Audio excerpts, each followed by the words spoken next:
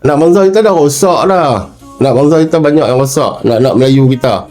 Anak-anak Melayu kita lah ni dah dijadikan sebagai anjing-anjing belaan untuk DAP tu sendiri. Hang tengok lah influencer daripada Pakatan Harapan tu. Mereka sanggup mempertahankan benda yang salah. Mereka sanggup. Sebab apa? Ni demi duit. Al-fulus fi dunia wal mampus fil akhirat. Pulih ni, duit ni untuk dunia. Ke akhirat ni mereka tak tahu lah. Mampu happy lah. Mereka anggap Tuhan ni, alah nanti ni Tuhan ampun lah kita. Ideologi ni yang DAP duk serak pergi anak muda kita.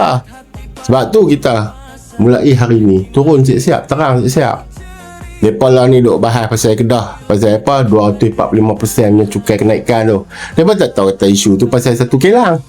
Kan? Dia bubuh satu tajuk, puak ni pun tibai. Hak yang Penang naik 200% tu, puak ni pergi mana? Menyelam.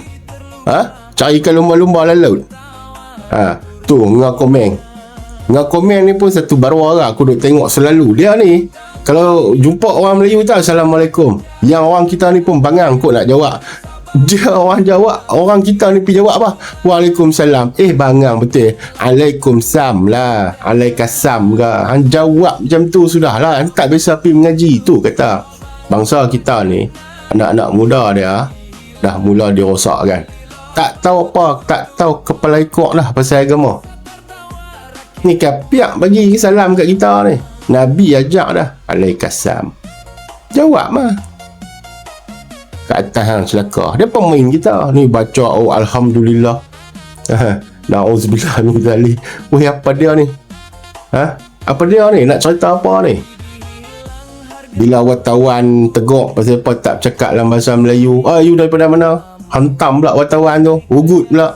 Lepas ni 17 ke berapa belah tu nak panggil mai, nak jumpa buat minum-minum, makan-makan. Minta maaf lah kononnya. Tok Zah duk pi jenis-jenis lagu ni. Boykot bang. Sebab apa? Puak-puak DAP laknatullah ni tak dan memerintah satu Malaysia. Mereka dah ni lah. Tapi kalau ikutkan mereka dah perintah Malaysia dah. Lah ni segala-galanya.